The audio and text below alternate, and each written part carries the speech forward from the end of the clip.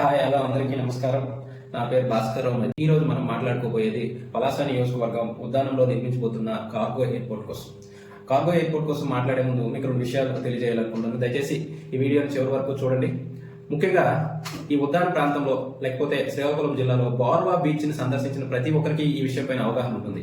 Barwa beach లో ఇంతకు ముందు ఒక స్తూపం లాంటి ఆకారం బీచ్ మధ్యలో ఉండేది. అది ఏంటి అని అడిగితే మన పెద్దవాళ్ళు ఏం చెప్పేవారంటే, బ్రిటిష్ వాళ్ళ కాలంలో ఒక నౌక ఈ బార్వా తీరానికి రావడం జరిగింది. కాకపోతే తీరాని వరకు రాకుండా కూడా మధ్యలోనే మునిగిపోయింది. ఆ పైన ఏదైతే గొట్టం ఉంటుందో ఆ గొట్టమే ఆ స్తూపంలో మనకి కనిపిస్తుంది అని చెప్పేవారు.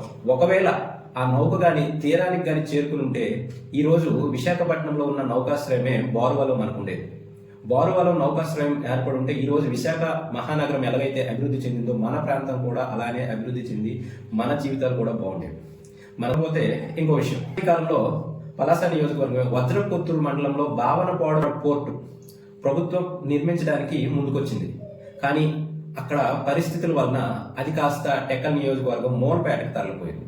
భావనపాడులో అతిపెద్ద పోర్టు నిర్మించడానికి ప్రభుత్వం ముందుకొచ్చినా కూడా పరిస్థితులు అనుకూలించవు. అక్కడ ఉండే ప్రజలు సరైన కోఆపరేషన్ అందించక అది కాస్త మూలపేటకు తరలిపోయి ఇప్పుడు మూలపేట పోర్టుగా అభివృద్ధి చెందుతుంది. మనం మూలపేట పోర్టులో జాబులు కావాలని వాళ్ళ చుట్టూ మనం తిరగాల్సిన పరిస్థితి వచ్చింది. మన ఉద్యానంలో చాలా మంది యువకులు మూలపేట పోర్టులో జాబ్ అయితే బాగుంటుందని ఆశలు ఉన్నాయి అనుకుంటున్నారు. కానీ అది మన ప్రాంతంలో ఉంటే మన ప్రాంత ప్రజలకే ఉద్యోగ అవకాశాలు వచ్చును. కానీ ఇప్పుడు మరి మన ప్రాంతంలో లేని కారణంగా మనం వారికి మాకు ఉద్యోగాలు కావాలని అడుక్కునే స్థితికి వచ్చాం. ఈ రెండు విషయాలు దయచేసి మేధావులందరూ కూడా గమనించాలి. ఏ పొలిటికల్ మీటింగ్ చూసినా లేకపోతే స్వచ్ఛంద సంస్థలు మేధావి వర్గం ఎక్కడ కూర్చున్నా కూడా కామన్ గా వినిపించే టాపిక్ ఏంటంటే, ఉత్తరాంధ్ర జిల్లాలో శ్రీకాకుళం జిల్లా అనేది పూర్తిగా వెనకబడిన జిల్లా, పూర్తిగా అభివృద్ధికి నోచుకోని జిల్లా. ఎక్కడ చూసినా కూడా మన ఉద్యాన ప్రాంత ప్రజలు వలస కూలీలుగా బయట రాష్ట్రాలకు బయట దేశాలకు వెళ్లి జీవించాల్సి వస్తుంది. ఎందుకంటే మన ప్రాంతంలో సరైన ఉపాధి అవకాశాలు లేక, కుటుంబ పోషణ కూడా కష్టంగా ఉండడం వలన కుటుంబ బాధ్యతను భుజంపై ఎత్తుకుని బయట రాష్ట్రాలకి బయట దేశాలకి వెళ్తున్నారు. అలా వెళ్ళిన చాలా మంది కూడా అక్కడ ప్రాణాలు విడిచారనే వార్తలు మనం వింటుంటాం. దానికి కారణం మన ప్రాంతంలో ఉపాధి అవకాశాలు లేకపోవడం. ఈ రోజు మనకి ఈ కార్గో ఎయిర్పోర్ట్ రావడానికి ప్రధాన కారణం మన ఎంపీ గౌరవనీయులైన కింజరాపు రామ్మోహన్ నాయుడు గారు సెంట్రల్ గవర్నమెంట్ లోని ఏవియేషన్ మినిస్టర్ గా ఉండడం వలన ఈ రోజు మనకి కార్గో ఎయిర్పోర్ట్ వస్తుంది.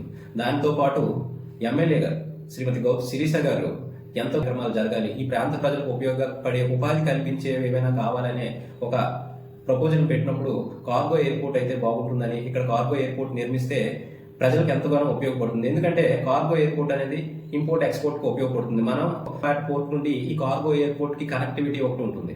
ఆ కనెక్టివిటీని జరిగితే కంపల్సరీగా ఈ ప్రాంతం మొత్తం కూడా అభివృద్ధి చెందుతుంది. కోస్టల్ కారిడార్ పూర్తయిందంటే ఈ ప్రాంత రూపురేఖలు మారిపోయే అవకాశాలు కూడా ఉన్నాయి. ఆ తీర ప్రాంతం కూడా ఇది ఇచ్చాపురం నుంచి చెన్నై వరకు ఒక హైవే ఎక్స్ప్రెస్ రోడ్ ని నిర్మించడానికి ప్రభుత్వాలు అనేవి ఆలోచన చేస్తున్నాయి. అది ఎప్పుడు ఖాళీ తెలుస్తుందో తెలియదు, కానీ అది కానీ పూర్తయితే మన ప్రాంతం అనేది రూపురేఖలు మారిపోవడానికి అవకాశం ఉంది. దానికి ప్రభుత్వం ఏం చెప్తుందంటే, కార్గో ఎయిర్పోర్ట్ వలన ఇక్కడ ఉపాధి అవకాశాలు పెరుగుతాయి, ఇక్కడ ఉండే ప్రజలకు ఉపాధి దొరుకుతుంది, ఇక్కడ ఉండే ప్రజలు బయటికి వెళ్లాల్సిన అవసరం లేదు, ఇక్కడే కుటుంబంతో కలిసి జీవించవచ్చు అనే సబ్జెక్ట్ అయితే తీసుకుంది. కానీ ఇక్కడ ఎవరిని తప్పుపట్టాల్సిన అవసరం అయితే లేదు. ఎందుకంటే ముఖ్యంగా రైతులను అయితే ఏమీ అనడానికి లేదు. వాళ్ళ సొంత స్థలం, వాళ్ళకి జన్మనిచ్చిన స్థలం, వాళ్ళకి జీవనోపాధి కల్పిస్తున్నటువంటి పంట పొలాలు ఏదైతే తోటలు అయితే ఉన్నాయో అవన్నీ కూడా కార్గో ఎయిర్పోర్ట్ కోసం ఇవ్వాలంటే కొంచెం బాధాకరమైన విషయం. కానీ ఒక ప్రాంతం అభివృద్ధి చెందుతుందంటే మనం కొన్ని త్యాగాలు చేయక తప్పదు. త్యాగాలు చేస్తే మాత్రమే ఆ ప్రాంతం అనేది అభివృద్ధి చెందుతుంది. ఇక్కడ రైతులు వ్యతిరేకించడంలో ఎటువంటి తప్పు కూడా లేదు. ఎందుకంటే పోషణకై ఉన్నటువంటి స్థలాలు ఈ రోజు కార్గో ఎయిర్పోర్ట్ కోసం ప్రభుత్వానికి ఇవ్వాలంటే కొంచెం బాధతో కూడుకున్న విషయమే. కానీ రైతులందరూ కూడా దయచేసి ఒకసారి ఆలోచించండి.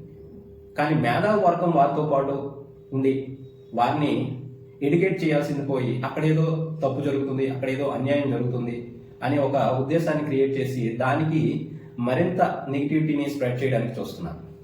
పొలిటికల్ పార్టీస్ అనుకోండి, ఒక పార్టీ తీసుకున్న నిర్ణయాన్ని ఇంకో పార్టీ వ్యతిరేకిస్తుంది, అందులో ఎటువంటి సందేశం లేదు. ఈ రోజు ఒక పార్టీ మంచి నిర్ణయాన్ని తీసుకున్నా కూడా ఆ నిర్ణయం తప్పని చెప్పి ఆపోజిట్ పార్టీ అనేది వ్యతిరేకిస్తుంది. ఎందుకంటే వాళ్ళ పొలిటికల్ ఎగ్జిస్టెన్సీ కోసం వాళ్ళకి ప్రజలకు ఏం చెప్పాలి, ప్రజలు ఏం చెప్తే నమ్ముతారు, ప్రజల్ని ప్రభుత్వం వైపా లేకపోతే ఇంకో పార్టీ వైపా ఎలా రెచ్చగొట్టాలనే ఆలోచనలే వాళ్ళకి ఎక్కువ ఉంటాయి. కాబట్టి వాళ్ళని తప్పుపట్టాల్సిన అవసరం లేదు. కానీ ఇక్కడ సొంతంగా ఆలోచించాల్సింది ప్రజలు. మన ప్రాంతం ఎందుకు కార్గో ఎయిర్పోర్ట్కి సపోర్ట్ చేయాలి, మన భూముల్ని ఎందుకు ఇవ్వాలనే దానికి రైతులు ఒక ఆలోచించడానికి నేను 2 ఎగ్జాంపుల్ చెప్తాను. ఆంధ్రప్రదేశ్ కోసం నిర్మిస్తున్నటువంటి రాజధాని అమరావతి కోసం అక్కడ రైతులు స్వచ్ఛందంగా 30,000 ఎకరాలని ప్రభుత్వానికి ఇచ్చారు మన రాజధాని నిర్మించుకోవడం కోసం. పోనీ రాజధాని మనకు సంబంధం లేదు, మన ఉద్దానంలో ఇంతవరకు ఎందుకు చనిపోతున్నామో కూడా తెలియకుండానే చాలా మంది చనిపోయారు. ఈ మధ్యకాలంలో ఆ ఇష్యూ అనేది ఒక నేషనల్ ఇష్యూ కింద క్రియేట్ అయింది. ఉద్దానం కిడ్నీ ఇష్యూ ఎందుకు వస్తుందో కూడా మనకు తెలియదు. కానీ వన్ ఆఫ్ ది రీజన్ ఇక్కడ వాటర్ ప్రాబ్లం వలన ఉద్దానం కిడ్నీ ఇష్యూ వస్తుందని తెలుసుకుని వంశధార ప్రాజెక్ట్ ఏదైతే వంశధార మెలియాపుట్టి ఎల్లంపేట మండలాల్లో అక్కడ ఒక రిజర్వాయర్ నుంచి వాటర్ని మన ఉద్దాన ప్రాంతంలోని గ్రామాలకి సప్లై చేస్తున్నారు. ఆ రిజర్వాయర్ కట్టడానికి అందులో ముంపు గ్రామాలు 20 గ్రామాలు అయితే ముంపు ప్రభావిత గ్రామాలు 14 గ్రామాలు, మొత్తంగా 34 గ్రామాలను ఖాళీ చేశారు. వాళ్ళకి ఏం అవసరం? మన ప్రాంత ప్రజల కోసం వాళ్ళు ఎందుకు గ్రామాలు ఖాళీ చేయాలి? అందులో కొంతమందికి మన పలాస నియోజకవర్గంలోనే కోసంపురం జంక్షన్ దగ్గర వాళ్ళకి పునరావాస కేంద్రాలు ఏర్పాటు చేశారు. అలాగే ఆమ్దాల వలస కొంతమందికి హౌస్లు అలిగేట్ చేయడం జరిగింది. మన ప్రాంతం కోసం ఈవెన్ ఆ ప్రాజెక్టు రైతుల అవసరాల కోసం నిర్మించింది అయినప్పటికీ కూడా ఆ ప్రాజెక్ట్ నుంచి మన ప్రాంత ప్రజలకి, మన ప్రాంతంలో ఎవరైతే కిడ్నీ ప్రభావిత గ్రామాలు ఉన్నాయో ఆ గ్రామాలకి ఇంటింటికి నీరు సప్లై చేయడానికి ఆ ప్రాజెక్ట్ ఉపయోగపడుతుంది. ఇక్కడ కార్గో ఎయిర్పోర్ట్ వస్తే మన ప్రాంతం అభివృద్ధి చెందుతుంది. కానీ అక్కడ నుంచి ఇక్కడికి వాటర్ రావడం వలన వారికి ఎటువంటి ఉపయోగం కూడా లేదు. కానీ వారు ప్రభుత్వానికి సహకరించారు. దయచేసి రైతులందరూ కూడా ఈ విషయాన్ని గమనించండి. ఇక్కడ ప్రభుత్వాలు ఆలోచించాల్సింది ఏంటంటే, రైతులు వాళ్ళ భూముల్ని త్యాగాలు చేసేటప్పుడు వారికి కొన్ని అనుమానాలు ఉంటాయి. ఆ అనుమానాలు తీర్చాల్సిన బాధ్యత ప్రభుత్వం పైన ఉంది. ప్రభుత్వంలో పనిచేస్తున్నటువంటి అధికారులు అవ్వచ్చు, లేకపోతే ప్రభుత్వంలో భాగస్వామ్యమైనటువంటి రాజకీయ నాయకులు అవ్వచ్చు, వీరందరూ కూడా ప్రజలతో కూర్చొని ప్రజలకున్న అనుమానాలను నివృత్తి చేసి అక్కడ ఈ ప్రాజెక్ట్ని సక్సెస్ఫుల్గా మనం కంప్లీట్ చేసుకోవడానికి ఒక రోడ్ని అయితే తయారు చేసుకోవాలి. దానికి ముఖ్యంగా మనం ఎక్కడో బయట మీటింగ్లు పెట్టి వారికి మరిన్ని అపోహలు కల్పించే కంటే వారిని పిలిపించుకోనో లేకపోతే వారి దగ్గరికి వెళ్ళి ఇలాంటి సందర్భాల్లో వారి దగ్గరికి వెళ్ళి కూర్చొని మాట్లాడితే మనం వారికి భరోసా ఇచ్చిన వాళ్ళం అవుతాం.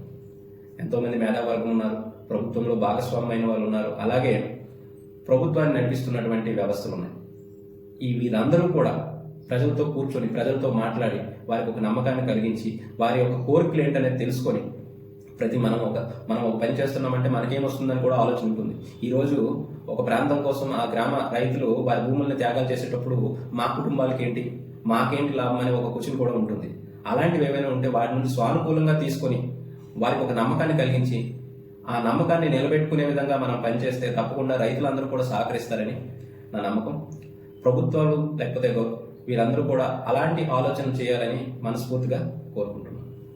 Thank you. చూసిన